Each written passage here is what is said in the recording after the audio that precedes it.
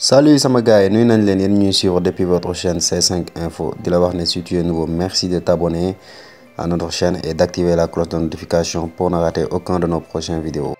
te nag ñu fas yéene dellu si waat ak yéen di waxtaan ak yéen ci xew-xewu jamono événement boo xamante ni bi Sénégal gi yëpp koy xaar muy ouverture stade olympique de Diamniadio wala boog inauguration stade olympique de Diamniadio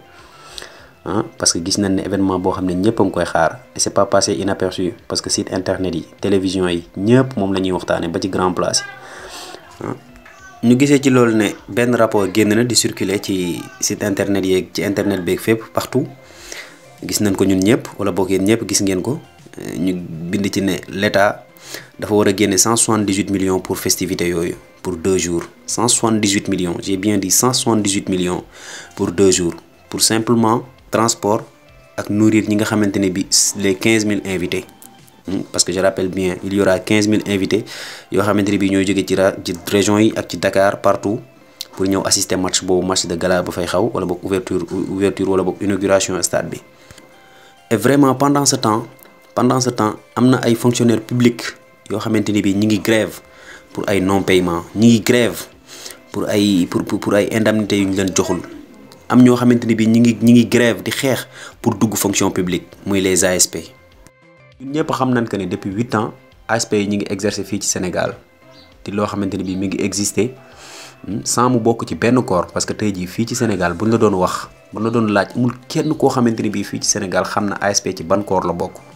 c'est-à-dire ay nit lañu yoo xamante ni bi au début ils étaient portés volontaires pour travailler pour leur pays.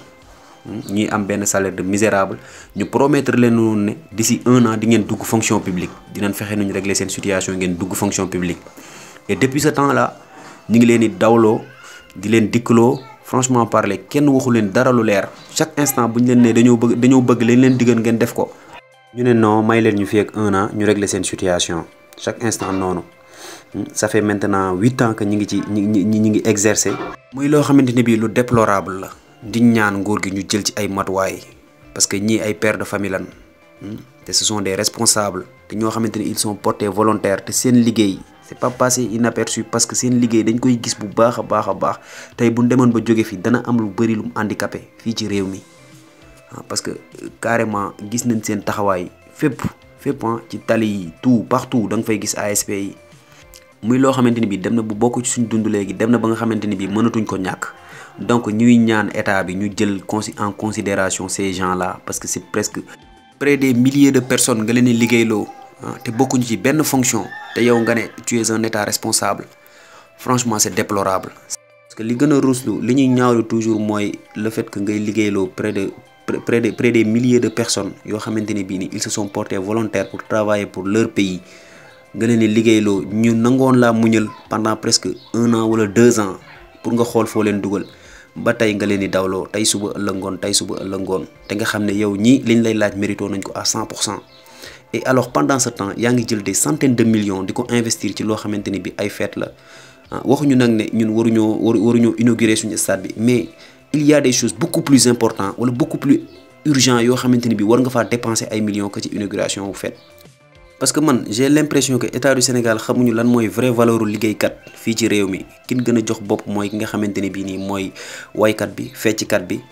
ki nga xamante ne bii mooy defkatu ñaawteef wala waxkatu ñaawteef bi kooku lañ gën a jox bopp que ci ñi nga xamante ni bii ils se battent corps et âme notamment les ASP ma fàttaliwaat ko ak les enseignants yi nga xamante ni bii ñi ngi fii di grève matin midi soir pour loo xamante ni bii seen àq ak seen yelleef la ñoom ñoo ko yellool. te muy loo xamante ni bi ñaari corps la yoo xamante ni bi boo leen négliger ci sa àdduna rek ci sam réew rek mën nga ne sa ëllëg moom yàqu na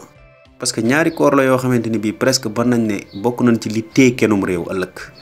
parce que am réew mënul dox sans sécurité. am réew aussi mënul dox sans njàng ak njàngale mu mucc ayib te pour jàng ak jàngale mucc ayib il faut enseignants yi ñu teg leen ci ay conditions yu baax ay conditions yu bien te franchement gis na ne état bu Sénégal mën na loolu. parce que il dépense toujours des millions pour des futilités dañuy dépenser toujours ay millions wala boog ay milliards pour ay futilités ba pare te yow tu as des problèmes plus urgents ay problèmes yoo xamante ni bii en temps normal bu fekkoon nekk nañ ci état normal dañ naan problème yi mënut a ñàkk lii c'est comme genre cas force majeure la dañu war a toog régler ko une bonne fois pour toutes nga leen ñu wër-wërloo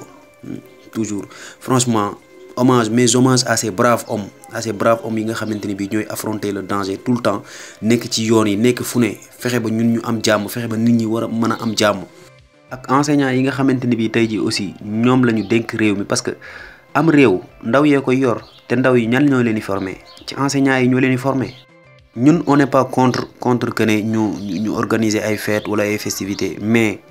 réew mi fii mu toll nii soxlawul jël ay millions wala boog ay milliards di ko dépenser ci ay yoo xamante ni bi ay futilité la alors que yaa ngi am ay problèmes yoo xamante ni bi ñu ngi tu as des problèmes jusqu'au cou ba pare di organiser ay fêtes yu kenn xamul di ci dépenser ay milliards yu dul jeex wala boog ay millions yu dul jeex. foofu la réew mi toll instant bii foofu la réew mi toll parce que daa mel ne réew mi léegi nekk fi fookat nekk fi caaxaankat moo ëpp sax doole wala boog moo ëpp avantage nga nekk fi ab liggéeykat moo ëpp avantage nga yor fi sa liggéey di liggéey à la sueur de ta front. Je pense qu'il est temps pour état bi ñu régler une bonne fois pour toute situation enseignants yi parce que li ñuy grève bëri na trop te loolu day nasaxal njàng mi te wax naa ko sànq ci sama biir yi wax am réew boo bëggee mu avancer am na ay corps yoo xam ne waruñu des ginnaaw lu ci mel ni njàng ak njàngale c'est très important parce que bu fekkee yow say ndaw tey ils ne sont pas instruits. bul mës a xalaat développement ci sam réew ëllëg xamal ne yaay gën a des ginnaaw ci réew yi fii. ci ASP it je pense que ne Sénégalais yëpp remarqué nañ ASP liggéey bu am solo bi ñuy wax nañ ko sànq ci suñu biiri kàddu donc je pense que ils sont indispensables je pense que maintenant bokk nañ ci ñun ba mënatuñoo génn ci ñun franchement te il faut régler cette situation ñoom tamit une bonne fois pour toutes jox leen liñ mérité muy dugal leen fonction publique ñoo am ay indemnité comme seen moroom yi parce que franchement mérité woon nañ ko te niñ koy waxee ci enseignants yi noonu lañ koy waxee fii am réew moo xam ne amul sécurité. Franchement kooku bul sax nekk di xalaat avenir parce que bien évidemment bala ngaa xalaat sécurité wala boog ngay xalaat avenir ëllëg da ngay xalaat da ngay nekk ci le présent sa présent day xaw a tane ba pare te sécurité moom bokk na ci li nga xamante ni bii mënut a ñàkk cim réew mu amul sécurité. mi ngi mel ni équipe buy football te amul gardien de but bon match bi jeexaytee nga compter say but match bi jeexaytee nga am défaite. li leen indiloon tey ci seen chaîne 55 Info di la wax ne si tu es nouveau merci de t'abonner et d'activer la cloche de notification c'est gratuit pour toi mais beaucoup de choses pour nous di la wax ne les commentaires et les suggestions sont toujours les bienvenus merci et à très bientôt.